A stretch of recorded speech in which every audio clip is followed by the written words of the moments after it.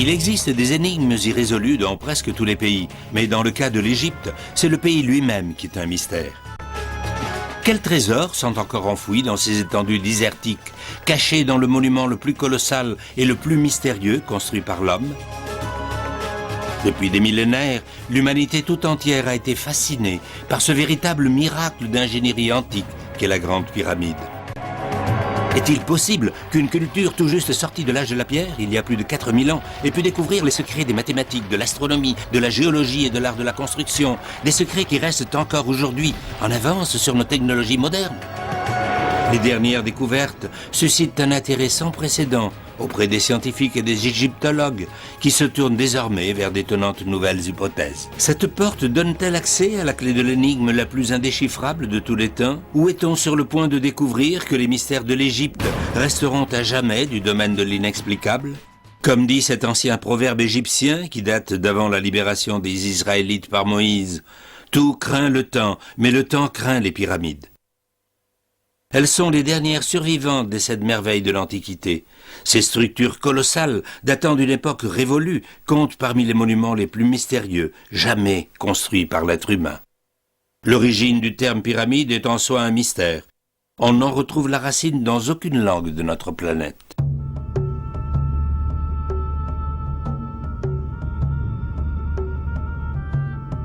Le mystère des pyramides tient au fait que les gens continuent à les trouver mystérieuses. Ce sont des tombes monumentales érigées pour les pharaons égyptiens, ce qui a été prouvé sans le moindre doute possible.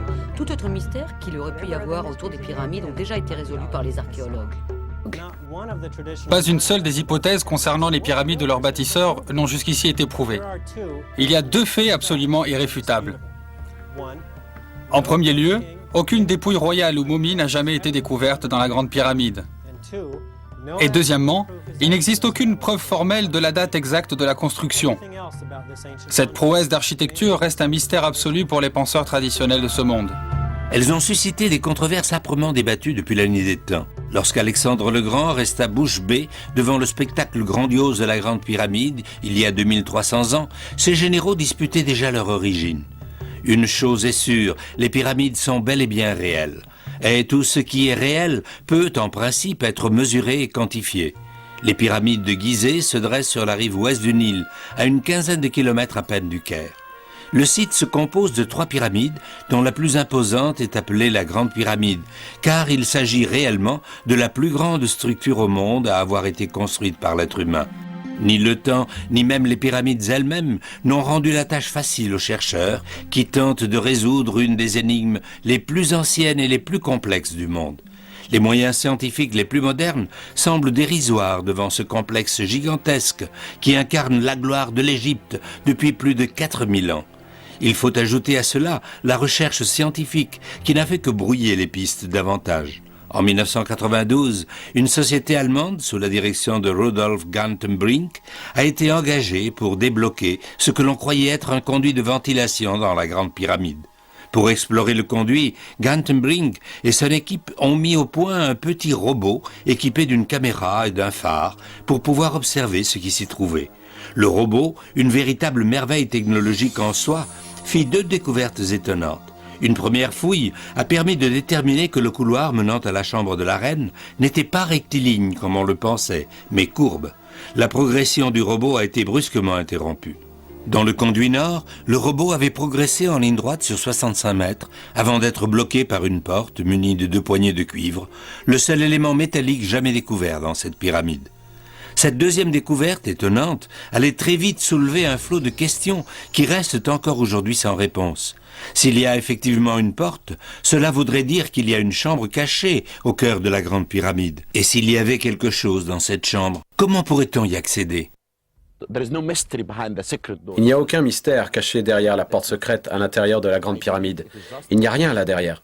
Je pense qu'il s'agit juste d'une cale dont les Égyptiens se servaient pour aplanir les parois du conduit. Et lorsqu'ils abandonnèrent la chambre mortuaire inachevée, ils abandonnèrent aussi la cale dans le conduit. La Grande Pyramide fut fermée en 1998 pendant 2 ans. Certains observateurs affirment disposer de preuves que des travaux d'excavation secrets ont eu lieu pendant ce temps à l'intérieur de la pyramide. Doit-on en déduire que les experts soient à la recherche d'une chambre secrète derrière cette porte? Pour atteindre un point au-delà de la porte de Gantenbrink, il faudrait creuser un passage à travers la roche calcaire, particulièrement compacte. Est-ce pour cela que la pyramide est restée fermée pendant 2 ans? Nous étions obligés de fermer la pyramide. Les gens ont beau dire que les pyramides sont immortelles, c'est loin d'être le cas. Les pyramides doivent constamment être restaurées. Chaque touriste qui entre dans la pyramide laisse derrière lui environ 20 grammes d'eau et cette eau produit un dépôt de sel. C'est ce qui explique que le taux d'humidité à l'intérieur de la Grande Pyramide soit de plus de 85%. Nous avons procédé au nettoyage du sel à l'intérieur de la pyramide. Nous avons aussi colmaté de nombreuses fissures et avons mis en place un système de ventilation. Devant un tel souci de préservation, est-il réellement possible qu'ils aient autorisé des fouilles pour aller voir derrière la porte?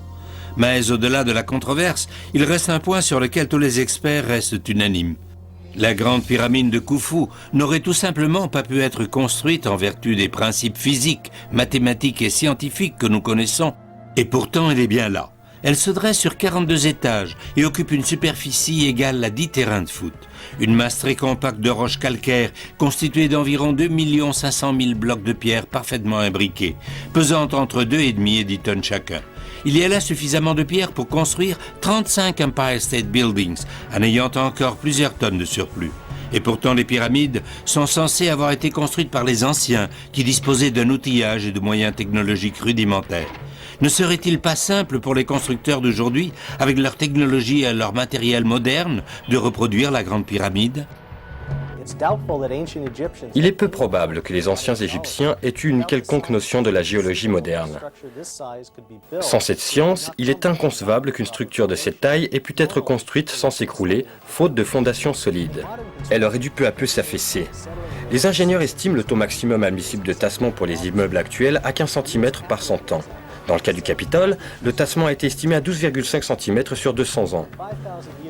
En 5000 ans, la Grande Pyramide, avec son poids de 30 millions de tonnes, affiche un tassement de moins d'1 centimètre. Aucun géologue contemporain ne peut prétendre aux connaissances qu'il a fallu pour choisir l'emplacement et préparer le site de la Grande Pyramide. Et pourtant, la Grande Pyramide de Khufu et ses 2 petites sœurs, tout aussi majestueuses qu'elles soient, ne sont que les restes du spectacle grandiose qu'Alexandre le Grand a vu briller sous le soleil à des kilomètres de distance. L'éclat de ces structures tenait à un revêtement à base de roches calcaires polies. Les 115 000 pierres de revêtement pesant jusqu'à 10 tonnes chacune furent enlevées au cours du XIVe siècle pour être utilisées dans la construction de la ville du Caire. Or, ces pierres de revêtement s'imbriquaient avec une tolérance d'1 millième de centimètre, une précision telle que même une lame de rasoir ne peut être glissée dans les jointures. Une précision optique appliquée sur des kilomètres. Mais que reste-t-il à admirer à l'heure actuelle? N'est-ce pas juste un amas de pierres? Comment expliquer le degré de précision de l'architecture de la Grande Pyramide? Ou plutôt, comment ces pierres gigantesques ont-elles pu être taillées, transportées et placées les unes sur les autres à des angles bien précis? Et qu'en est-il de la pierre de fête de la Grande Pyramide? Elle a disparu depuis des siècles. A-t-on pu la retrouver? Et nous ne parlons encore que de l'extérieur. Quelle est la signification de ces dalles de granit rose de 70 tonnes qui ont, d'une manière ou d'une autre, été placées au plafond de la chambre du roi? Comment? Pourquoi? Le célèbre historien grec, Hérodote, fut le premier à avoir décrit les dalles de roches calcaires polies, nous fournissant une explication sur la manière dont les pyramides ont été construites. Hérodote se rendit en Égypte en 440 avant Jésus-Christ. À l'époque, les pyramides étaient aussi anciennes aux yeux d'Hérodote qu'Hérodote ne l'est aujourd'hui pour nous. Sa version reste pourtant celle à laquelle souscrivent la plupart des égyptologues contemporains. D'après Hérodote, plus de 2,5 millions de blocs de pierre ont été extraits et acheminés jusqu'au site de la Grande Pyramide en l'espace de 20 ans. Mais au-delà de l'inconnu concernant l'acheminement des pierres, comment ces blocs énormes ont-ils pu être positionnés de la sorte? Et plus exactement, comment a-t-on pu réaliser une architecture si précise en un temps si court? Dans les édifices modernes, si les constructeurs parvenaient à réaliser un mur de 230 mètres de long avec moins de 15 cm d'écart de chaque côté, cela relèverait de l'exploit. Dans le cas de la Grande Pyramide, la marge d'erreur est d'environ 1/2 centimètre seulement. Il serait absolument impossible de parvenir à un tel résultat avec les moyens de construction actuels. Il ne s'agissait donc pas seulement d'empiler des pierres les unes sur les autres, il fallait tenir compte de l'intégrité architecturale. Mais revenons à la question de savoir comment ces pierres ont pu être transportées. Rappelez-vous que nous parlons d'une culture qui, pour autant qu'on sache, n'avait que peu de moyens et seuls des outils primitifs à sa disposition. L'historien grec Hérodote visita le site de Gizeh au 5e siècle avant Jésus-Christ. Il écrivit que les Égyptiens de cette époque lui avaient dit qu'un contingent constant de 100 000 hommes, remplacé tous les 3 mois, a dû travailler 20 années durant pour construire la Grande Pyramide. Certains archéologues ont fait remarquer que pour construire la Grande Pyramide en 20 ans, il aurait fallu poser une de ces pierres gigantesques toutes les 3 minutes et demie, et ce 24 heures sur 24. Ce qui aurait requis une technologie que nous n'avons pas à l'heure actuelle. L'hypothèse selon laquelle les grandes pyramides ont été construites avec de la pierre brute et des outils de cuivre est peu plausible. Ces gens ne connaissaient pas encore la roue comme moyen de transport. Pas de poulies, ni d'instruments de mesure, pas de clés, pas de mât de charge, ni aucun type d'appareil de levage. Des centaines de blocs pesant jusqu'à 30 tonnes ont été posés à une hauteur considérable dans la Grande Pyramide. Les seuls moyens mécaniques dont ils disposaient étaient le levier, les mâts de bois et les plans inclinés. Mais arriver à placer les pierres correctement n'était pas le seul problème. Les acheminer jusqu'au site était une tâche tout aussi surhumaine. Il a fallu les hisser sur d'énormes traîneaux ou les faire rouler sur un tapis de troncs d'arbres. Les pierres extraites de carrières très éloignées étaient acheminées par la rivière, sur des radeaux. Une énorme chaussée de 2 km de long permettait de transporter les monolithes jusqu'au site. Les pierres étaient ensuite hissées le long de rampes et levées d'étage en étage au moyen de leviers, pour finalement être mises en place. Ce chantier a requis une main-d'œuvre très nombreuse, probablement le plus grand travail d'équipe de tous les temps pour réaliser un rêve. Ce que l'on vient d'entendre représente à peu de détails près la version adoptée par la plupart des égyptologues contemporains, mais cela ne signifie pas qu'elle reste incontestée. Selon une hypothèse très répandue et amplement diffusée par Hollywood, des centaines de milliers d'esclaves auraient servi dans la construction des grandes pyramides. Rien n'est moins vrai. Les Égyptiens de la 4e dynastie ne représentaient ni une puissance militaire, ni une nation belliqueuse. Il n'y avait pas suffisamment d'esclaves potentiels à 8000 km à la ronde pour fournir la main-d'œuvre nécessaire à cette construction. Les avis sont aussi partagés dans les milieux universitaires entre l'hypothèse des rouleaux et celle des rampes. Elles sont enseignées comme des faits établis, mais sont loin de constituer des théories viables. Ils veulent nous faire croire qu'une rampe d'1,5 km a été construite, laquelle aurait été de plus en plus inclinée à mesure que la pyramide gagnait en hauteur. En réalité, la construction d'une telle rampe aurait requis encore plus d'efforts que la construction de la pyramide elle-même. Ce qui laisserait supposer qu'il y aurait eu quelques 3 milliards de kilos de déchets de construction dont il fallait se débarrasser par la suite. Mais où sont ces déchets? Les plus ardents défenseurs de l'hypothèse de la rampe n'ont pas encore pu répondre à cette question. Mais qu'en est-il de la théorie des troncs d'arbres faisant office de tapis roulant? On peut effectivement déplacer un rocher de la sorte. Cependant, certaines particularités évidentes auraient depuis longtemps dû exclure une telle hypothèse. Les seuls arbres qui poussaient en Égypte à l'époque étaient les dattiers. Or, on conçoit difficilement qu'ils aient pu abattre l'une de leurs principales sources d'alimentation. D'autre part, l'importation de troncs d'arbres aurait nécessité plus de bateaux que l'Égypte n'en a jamais possédé, et ce juste pour transporter les 25 millions de troncs d'arbres requis. Et puis, soulignons qu'il est pratiquement impossible de faire rouler un tronc d'arbre sur une route en pierraille, et même si on avait pu les faire rouler, le poids incroyable de ces blocs de pierre aurait réduit les troncs en pulpe au bout de quelques mètres. Ils ont certainement employé une toute autre méthode pour lever et acheminer ces monolithes extrêmement lourds, un système qui aurait permis le déplacement de ces masses énormes.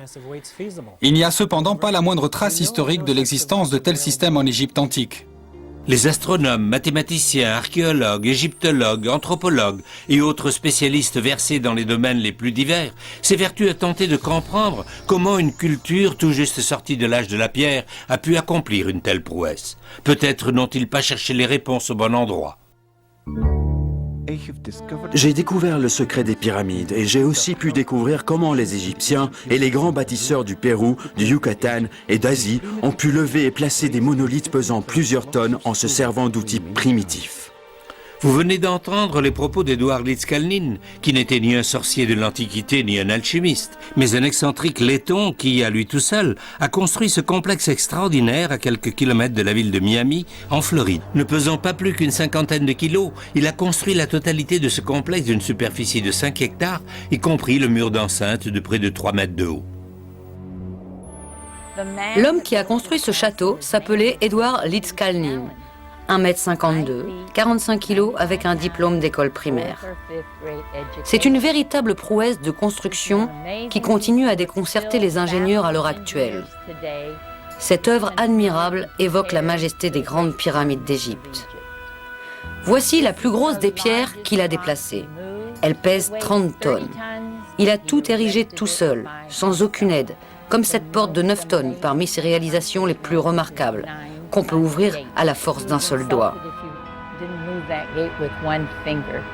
Toutes les chaises qu'il fabriquait se balançaient à l'unisson quand il était ici. Il les faisait toutes balancer, tout le temps. Son trône personnel pèse 2 tonnes et demie et continue de se balancer aujourd'hui. Certains le considèrent comme la 8e merveille du monde. Il a passé 20 ans à travailler sur ce projet, surtout la nuit. Il a bien dû y avoir quelqu'un en Floride qui a éprouvé suffisamment de curiosité pour lui demander comment il s'y prenait, ou assez indiscret pour les piller pendant qu'il travaillait. Un article publié dans le magazine Fate rapportait qu'un groupe d'étudiants aurait vu Ed Letzkalnin en train de soulever un énorme bloc de corail par lévitation, comme si c'était un ballon d'hélium. Un voisin affirme l'avoir vu poser les mains sur le bloc et le faire léviter. Je suis tout à fait convaincu que lorsque Ed Letzkalnin affirmait avoir découvert le secret des pyramides, il disait la vérité. Une telle hypothèse pourrait-elle expliquer comment d'énormes dalles de granit rose ont pu être placées au fond de la chambre du roi et comment les conduits et passages ont été aménagés à l'intérieur de la grande pyramide? Le docteur Joseph Davidovitch et moi-même défendons une hypothèse différente, à savoir que les grands blocs de pyramides sont constitués d'une sorte de béton d'une qualité supérieure. Voici un échantillon pris du conduit ascendant de la grande pyramide. Les géologues qui l'ont analysé concordent à dire que cette roche a été façonnée par l'homme. Tapis roulant, rampe ou super béton? Ne suffirait-il pas d'aller chercher la réponse dans les archives historiques? La Grande Pyramide constitue le plus grand chantier de toute l'histoire de l'humanité. Il ne reste pourtant aucune illustration, ni de dessin, objet, inventaire ou liste à même de nous fournir le moindre indice sur sa construction. Les Égyptiens nous ont légué quelques 3000 ans d'histoire, écrite et picturale, une véritable chronique de leur civilisation, rapportant la naissance d'enfants, le labourage, les récoltes, en passant par la construction, le tissage, les sacrifices, les prières, l'embaumement. Et cependant, pas la moindre allusion aux pyramides de Gizeh. Faut-il en déduire que ces registres n'ont pas encore été découverts? Ou doit-on faire preuve de prudence avant d'aborder les secrets des pharaons? L'intrigue de la malédiction des pharaons commence en 1920, lorsque 2 Anglais, Howard Carter et Lord Carnarvon, découvrent la tombe du pharaon Toutankhamon. Parmi les trésors qu'ils découvrent, Carter et Carnarvon ont trouvé une tablette sur laquelle était inscrite une malédiction terrible. Les ailes de la mort terrasseront quiconque dérangera la paix du pharaon. Les explorateurs ne se sont pas sentis concernés par cet avertissement, mais ils craignaient que leurs assistants égyptiens ne prennent peur et les abandonnent. Ils ont donc rayé toute mention de la découverte de la tablette, de leur registre, et se sont débarrassés de la pièce à conviction.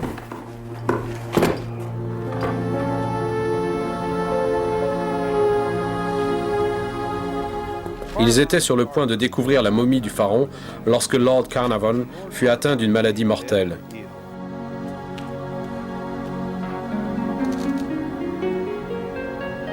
Bien qu'ils croyaient qu'il s'agissait d'une infection, les docteurs restaient incertains quant au diagnostic. Carnarvon est mort avant même que son fils n'ait pu se rendre à son chevet.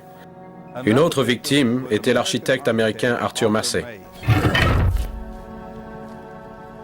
C'est lui qui avait arraché le dernier pan de mur qui bloquait l'entrée de la tombe.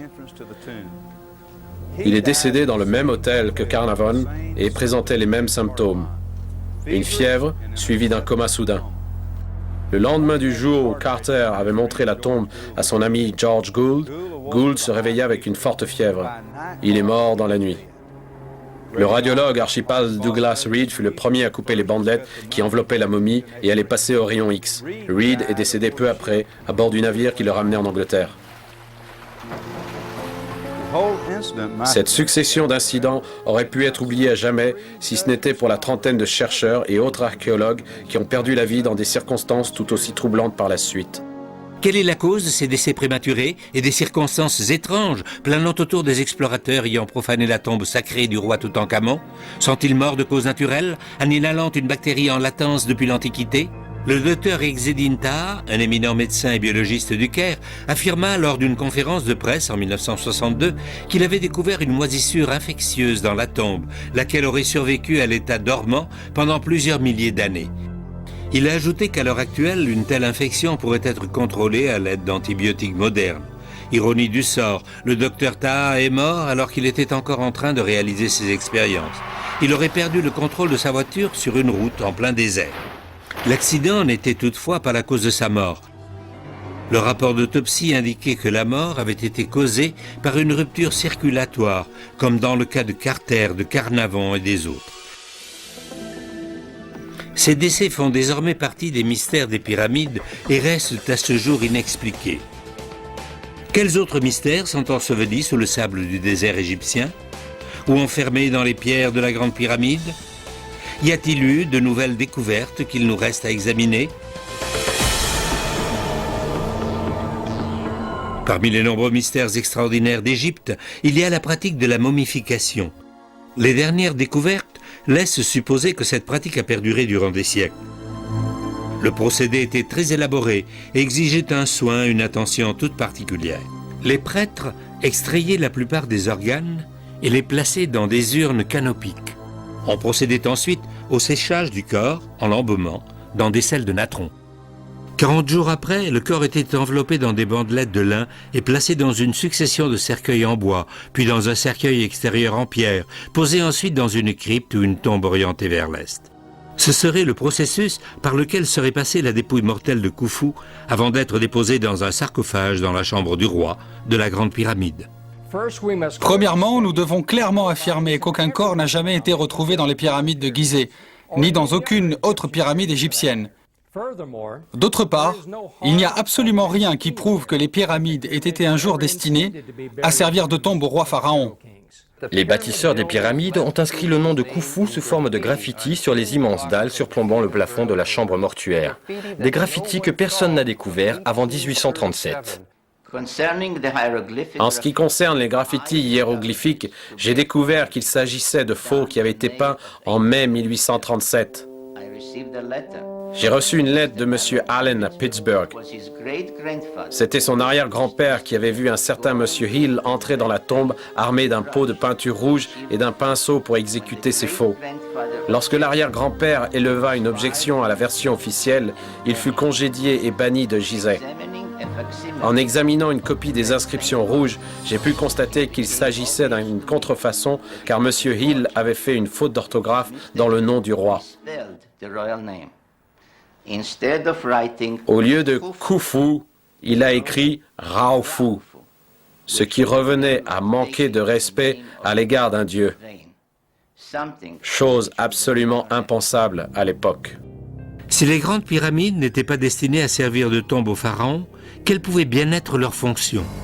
Il y a autant de réponses à cette question que d'auteurs considérant les pyramides comme un fascinant sujet d'écriture. Malgré les hypothèses bizarres et le côté science-fiction à propos des pyramides de Gizeh, elles n'étaient et ne sont pas plus que des monuments funéraires construits aux alentours de 2600 avant Jésus-Christ. Gizeh est un complexe funéraire, ni plus ni moins. Il y a effectivement un complexe funéraire à Gizeh, mais cela ne prouve pas que Gizeh ne servait qu'à cette fin. Ce serait un peu comme classer la cathédrale de Notre-Dame comme un complexe funéraire, juste parce qu'il y a un cimetière à côté. Le Sphinx fut érigé par Khafre, l'architecte de la seconde pyramide. Et de nombreux égyptologues affirment que la face du Sphinx a une ressemblance avec son propre visage. L'hypothèse qui attribue le Sphinx au pharaon Khafre est devenue indéfendable. Les récentes découvertes archéologiques et géologiques démontrent que le Sphinx date d'au moins 10 000 ans.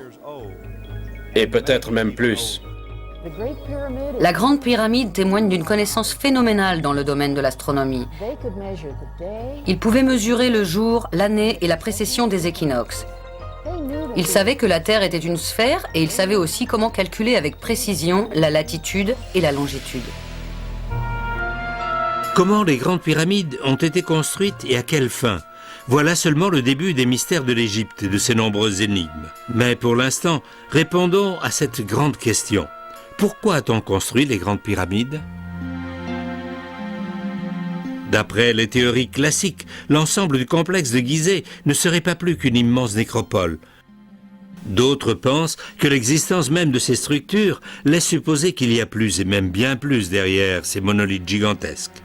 La plupart des spécialistes s'accordent à dire que l'Égypte ancienne ne connaissait pas ou très peu les mathématiques supérieures. Est-il possible qu'ils se trompent ?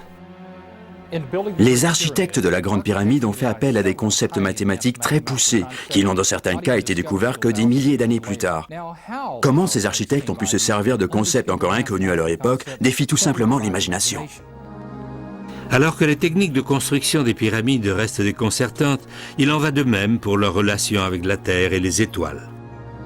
Des calculs mathématiques et les observations astronomiques ont permis de déterminer que les relations de masse entre les 3 pyramides de Gizeh correspondent avec une exactitude déconcertante aux relations de masse des 3 étoiles du système Alpha Centauri.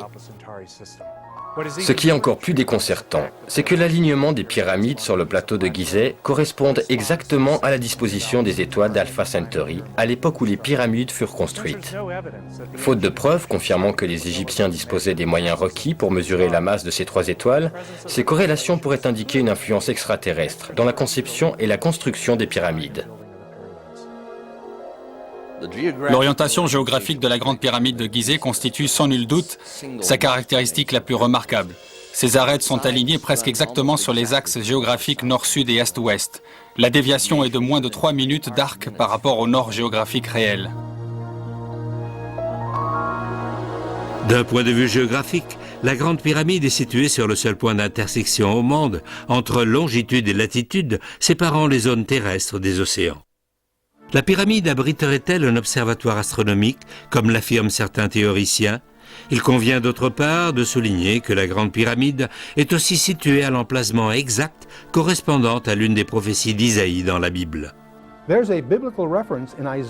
Il y a une référence biblique dans le psaume numéro 19 d'Isaïe que de nombreux spécialistes rattachent à la Grande Pyramide. Voici ce que dit le texte. « Ce jour-là, un autel sera érigé au nom du Seigneur au cœur de l'Égypte et un monument pour le Seigneur à la frontière. Il sera la marque et le témoin du Tout-Puissant dans la terre d'Égypte. » Il est question d'un autel et d'un monument au cœur de l'Égypte et à sa frontière. Il semble qu'il soit dans 2 endroits différents. Comment peut-on alors conclure que la Grande Pyramide incarne la réalisation de cette prophétie? En fait, la Grande Pyramide est la seule candidate à remplir toutes les conditions requises, mais il faut aussi tenir compte de la géographie de l'époque. La Grande Pyramide, comme nous pouvons le voir, est située au sommet d'un triangle formé par le delta du Nil. Mais dans l'Antiquité, l'Égypte était divisée en 2 pays, la Basse-Égypte, ou le Delta, et la Haute-Égypte, au sud. La Grande Pyramide se situe exactement sur la frontière, et pourtant cet endroit est également au centre de l'Égypte, lorsqu'on considère ces 2 pays comme n'étant qu'un. Comme avec la plupart des théories liées aux pyramides, une autre perspective vient s'ajouter à l'énigme d'Isaïe. Son emplacement sur la frontière est déterminé par sa désignation de pyramide de Gizeh. Effectivement, le terme Gizeh signifie frontière. Plus on en sait sur le complexe de Gizeh, moins on est sûr des théories conventionnelles qui expliquent ces mystères.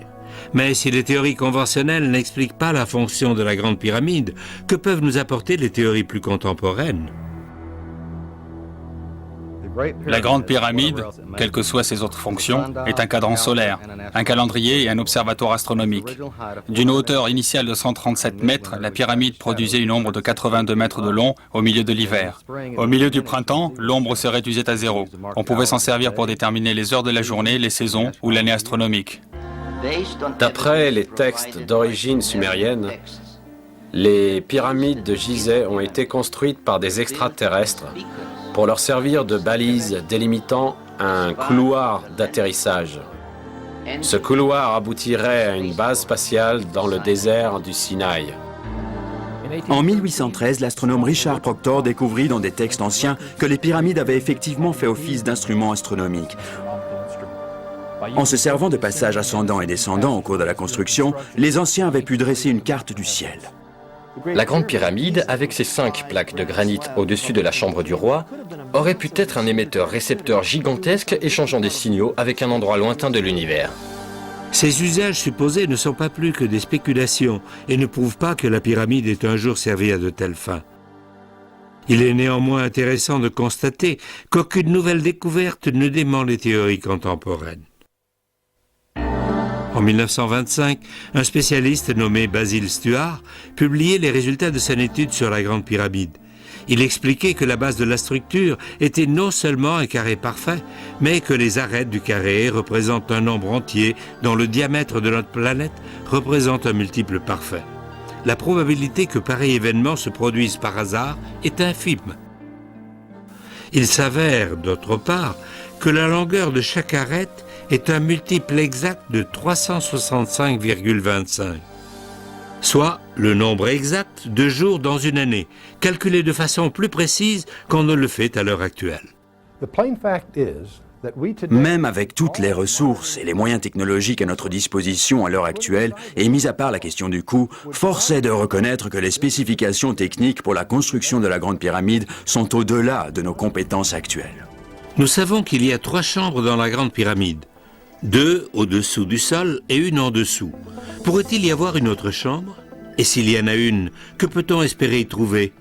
Pourrait-il s'agir de la légendaire chambre des archives, le manuscrit de Khufu? Ou renferme-t-elle, comme d'aucuns l'ont suggéré, la preuve de l'existence de l'Atlantide? Ou qui sait, encore une autre chambre vide? De plus en plus d'experts soutiennent que les grandes pyramides d'Égypte, ainsi qu'un grand nombre d'autres structures de l'Antiquité, ont en réalité été conçues et construites par des extraterrestres. Cela peut sembler farfelu, mais l'idée gagne du terrain. Ces experts y voient la seule explication possible du degré de sophistication technologique requis pour produire un monument aussi remarquable.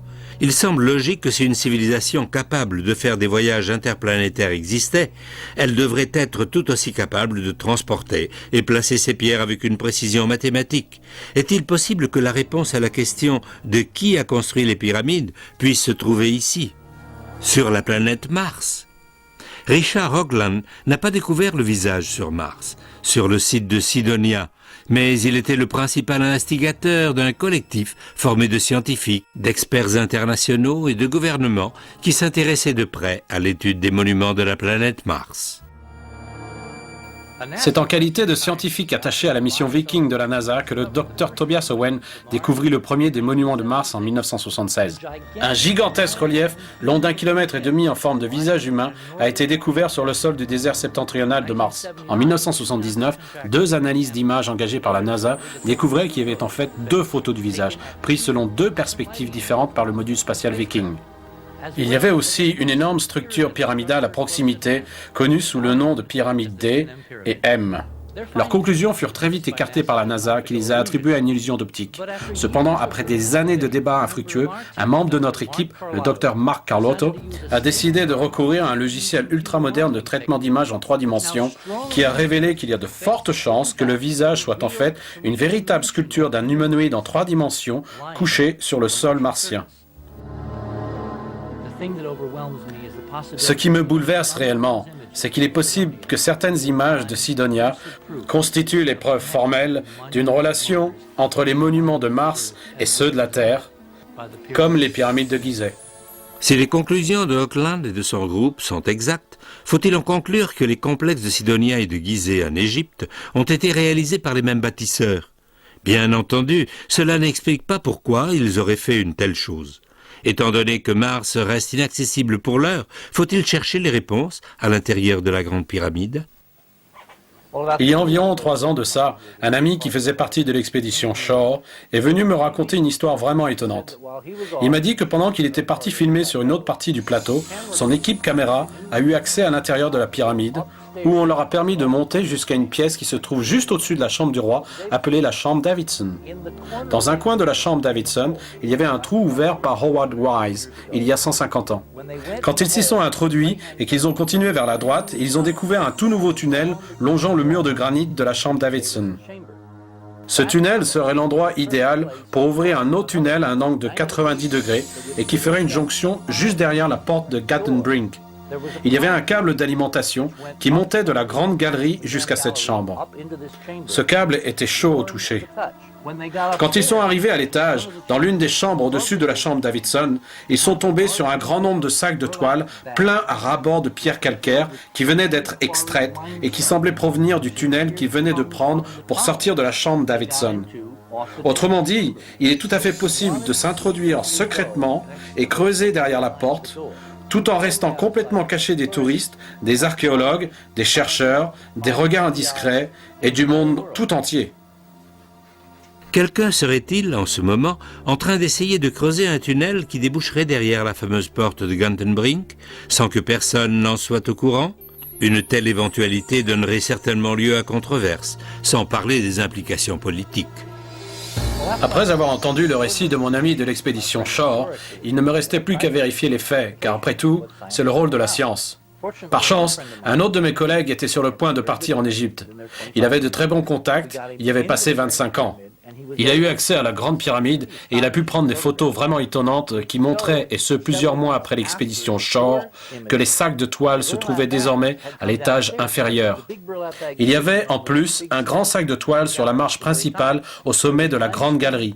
La Grande Galerie était recouverte d'une poussière blanche comme de la neige, indiquant que quelqu'un s'était servi d'énormes machines pour fourrer à travers la roche. Il y avait toujours un câble d'alimentation qui montait le long du coin de la Grande Galerie, encore chaud au toucher. Tout semblait indiquer qu'il se passait quelque chose qui n'était pas du tout conforme aux normes de l'archéologie contemporaine, aux vrais protocoles scientifiques, qu'il s'agissait de toute évidence d'une opération clandestine. Nous sommes justement sur le point d'annoncer l'ouverture au public de la deuxième pyramide, ainsi que l'ouverture de 3 tombes. Tout ce que nous découvrons à Gizeh, nous l'annonçons toujours au public. Est-ce que toutes ces activités n'étaient en fait qu'une partie des opérations de nettoyage? Le trésor archéologique que constitue la terre d'Égypte est véritablement exceptionnel. À vrai dire, le mot « exceptionnel » n'est peut-être pas à la hauteur, mais on devra s'en contenter car aucun terme ne semble réellement approprié. Les spécialistes sont époustouflés par l'extrême précision de l'ouvrage en pierre de la Grande Pyramide, qui couvre une superficie de 6,5 hectares à sa base et s'élève à une hauteur de plus de 137 mètres. On peut clairement voir une évolution au fil des pyramides de l'Ancien Royaume. Elles deviennent de plus en plus complexes, pour finalement en arriver à la pyramide de Khéops, qui est la plus compliquée que nous connaissions. Elle comporte plusieurs caractéristiques uniques. Elle est très différente des autres. Et parmi ces particularités, il y a notamment les conduits sur lesquels nous avons mené des recherches. Ces conduits ont été construits au prix d'énormes efforts. Ils n'ont pas simplement été forés à travers la pyramide. Ils ont été construits bloc par bloc à chaque étape de la construction. Les conduits ne font pas plus de 20 cm sur 20 et ont une longueur de 50 mètres et nous ignorons toujours leur fonction. En mars 1993, Gantenbrink a démontré que le conduit sud remonte vers le haut et se trouve bloqué par une plaque finement travaillée de roches calcaires. Les conduits de la pyramide de Khéops présentent eux aussi une infinité de contradictions et d'énigmes et conduisent systématiquement à une plaque identique de roches calcaires polies. Le gouvernement égyptien semble peu enclin à dévoiler au grand jour ce qui pourrait s'avérer être le dernier grand mystère de la pyramide de Khufu. Le robot pourrait toutefois nous aider à découvrir s'il y a vraiment une autre pièce derrière la porte. Voici une reproduction fidèle de la plaque de calcaire poli. En nous servant du robot, on pourrait introduire 2 gaines capillaires dans une des cavités de la plaque. Ensuite, il suffirait d'injecter un gaz pour mesurer la concentration. S'il y a effectivement une cavité derrière la porte, le gaz finirait par y rester bloqué. Et de cette façon, on pourrait mesurer la concentration de gaz et en déduire le volume de la cavité. En mesurant le volume de gaz, on pourrait déterminer le volume de la cavité derrière la plaque de pierre, qu'il soit de quelques centimètres cubes, juste assez grand pour contenir un parchemin, ou même de plusieurs mètres cubes, suffisamment grand pour contenir une petite bibliothèque. En 1993, le docteur Hawass, dans une interview, ne cachait pas son enthousiasme. La découverte de la porte avec les 2 poignées de cuivre constitue, à mon opinion, la découverte de l'année 1993 en Égypte. Le robot est entré et soudain, il s'est retrouvé face à une porte. La largeur de cette porte est celle d'une boîte à chaussures, environ 20 cm sur 20. Et sur cette porte, on peut voir 2 poignées de cuivre, ce qui signifie qu'il y a quelque chose derrière la porte. Mais la question est de savoir si ces deux poignées sont juste des poignées, ou alors la partie visible d'un autre mécanisme plus complexe. Voici une reproduction de la plaque de calcaire poli. C'est une reproduction exacte, autrement dit 20 cm sur 20. Nous ignorons encore l'épaisseur exacte de la plaque. Ceci dit, elle ne doit pas être beaucoup plus grosse, car les anciens Égyptiens y ont foré 2 trous et ensuite introduit un crampon de cuivre de l'autre côté, dont ils ont rabattu les extrémités.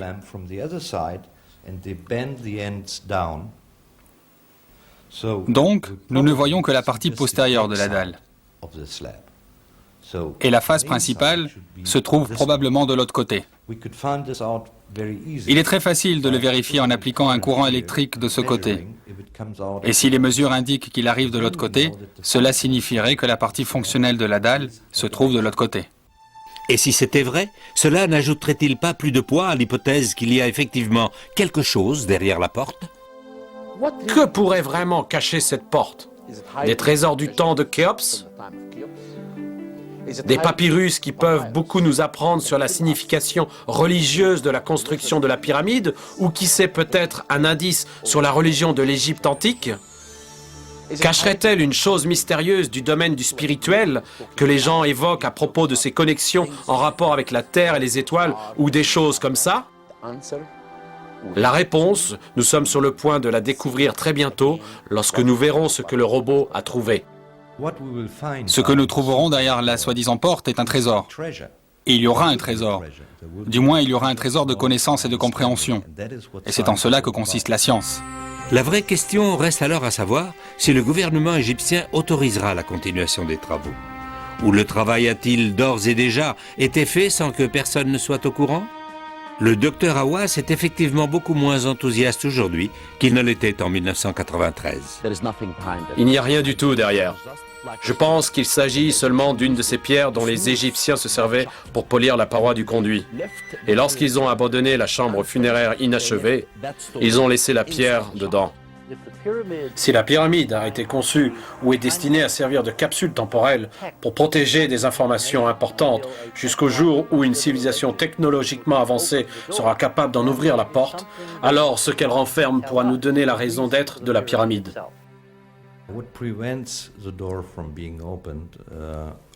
Il y a plein de raisons qui empêchent la porte d'être ouverte, mais aucune n'est scientifique. Je pense qu'il est possible qu'on en apprenne plus dans la prochaine génération. Je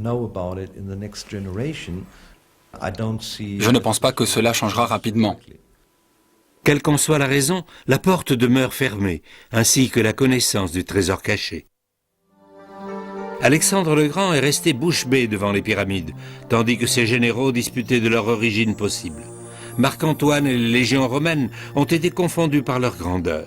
Napoléon a dépêché une armée de savants et de scientifiques pour sonder le mystère. Pendant plus de 200 ans, des archéologues venus des 4 coins du monde ont tenté de dévoiler le secret de leur construction et de leur raison d'être. Nous reste-t-il à découvrir les clés du mystère encore plus profond, cachées derrière cette plaque de roches calcaires polies ou enfouies sous le sable du désert égyptien? Les réponses vont-elles nous éclairer sur la véritable origine des pyramides? Ou nous proposer un nouveau regard sur l'histoire de l'humanité? Nous ne le savons pas.